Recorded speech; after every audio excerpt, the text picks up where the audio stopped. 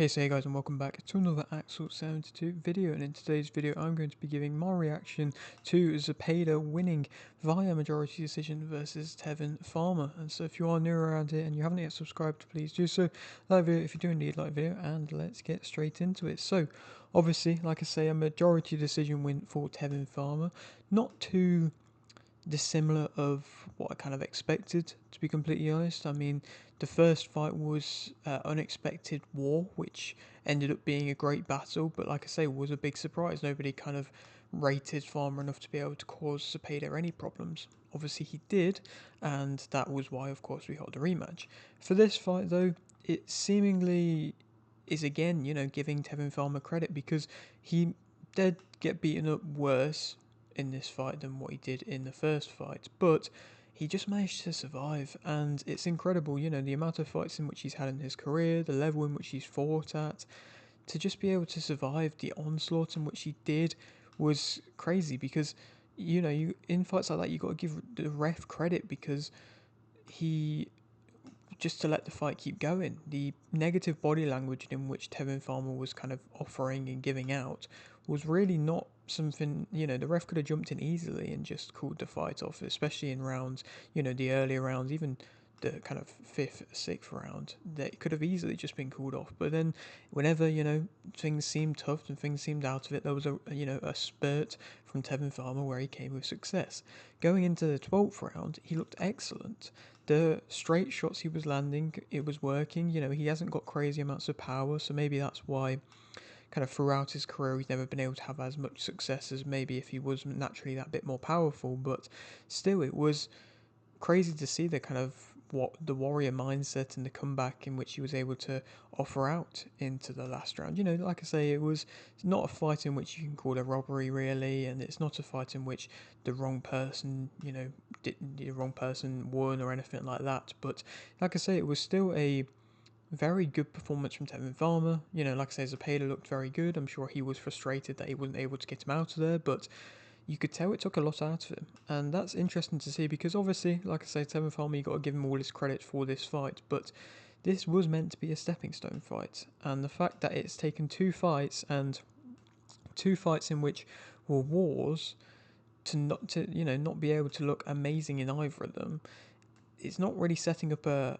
world title shot that well. And so, yeah, that's just interesting to me. I feel like Shakur Stevenson isn't rushing in to any kind of fight at the moment, and so it wouldn't surprise me if they still give Zepeda a couple more fights before anything else happens with his career. But still, like I say, it's interesting to see that he's yet again had a close fight, yet again had a, you know, tough contest, and yet again not been able to win by a knockout. And so, like I say, it just doesn't set up for a world title shot the best, but nonetheless, there's still some excellent matchups there in the division. Even if he is to fight Shakur Stevenson, and even if he loses, no matter who he faces, I feel like it will always be an entertaining fight, just down to his style. And so that's what the draw of William Zepeda is. To speak about the other fights on the card, though, like I say, it was an excellent Golden Boy show. Like I talked about in my predictions, I feel like they're trying to up the level of some of their big shows to, like I say, match the Riyadh season shows and everything like that. And I feel like there is a decent kind of level of caliber of fighters who were there for Golden Boy. There was a bit of a time not too long ago where it was looking a bit rocky, a bit shaky. There was a few lesser names, but it's seemingly getting back to it now. And of course, we saw Oscar Collazo remain world champion with the two belts, the unified world champion, as he beat Cano via KO. I mean, it was surprising that it lasted to the fifth round, but he looked excellent. And to be honest, I didn't even really think that he came out of first gear. He looked like he was comfortably just going through his shots. The body shots did look brutal, and that's what we've kind of had to come to expect with Collazo. Like I say, he is a world-class talent, and now that we've just seen today, Yudai Shigeoka lose again to Melvin Jerusalem, does that mean that we're going to see that fight for a unification bout? Possibly. Jerusalem, it means that Yudai Shigeoka, this kind of name who was meant to be coming up to really be able to test people like a Collazo, that fight's gone now. And so yeah, it's just interesting to see. I don't really know which kind of route in which they'll go down with Collazo next because there isn't really too many big matchups left in the division. But also at the same time, I don't think he's big enough to move up into the light flyweight division. But it's tough matchmaking. But every fight he's making look better and better. And like I say, that fight, maybe he didn't look as sharp in which he has done, but I feel like it's just because he didn't need to. I feel like he knew that he didn't need to go out of first gear and still, like I say, progressed and looked excellent in the process. And then the final fight in which I want to speak about is Yokasta Valle versus Esparza.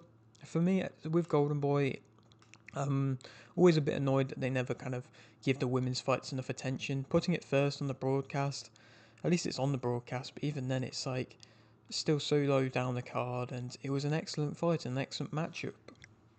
It just didn't get the attention in which it kind of warranted. But nonetheless, I still think as a fight it lived up to the hype. I thought that Esparza would be able to win. I thought she'd be able to get the kind of cleaner, sharper working close, but Valle was the one pushing the pressure, which I respect going up in weight.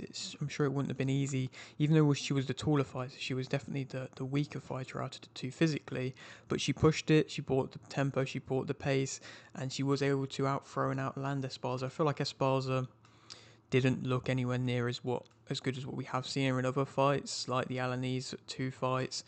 I feel like she looked a lot better in them, and she wasn't really going to the body as nicely as what I thought. And a few things like that. Maybe that's showcasing that Esparza might be on the latter side of her career now. But for Valle, that opens up more options. Like I say, that Fundora fight, of course, she's just got a new bout kind of arranged in the pipeline, but it's not against a huge opponent or anything like that. So if she gets through that, if Valle, she's shown that she can fight in the light flyweight division now, oh, the flyweight division, I mean, can she go and challenge for Fundora? I feel like that would be a huge matchup, and by far the biggest matchup in the division. So we'll have to wait and see, but it's definitely opening up more options, which is, like we've talked about many times, needed in the lower weight divisions for women's boxing. But yeah, that is it for today's video. Hope you did enjoy. Like video if you didn't, like video, subscribe if you're new, and thanks for watching.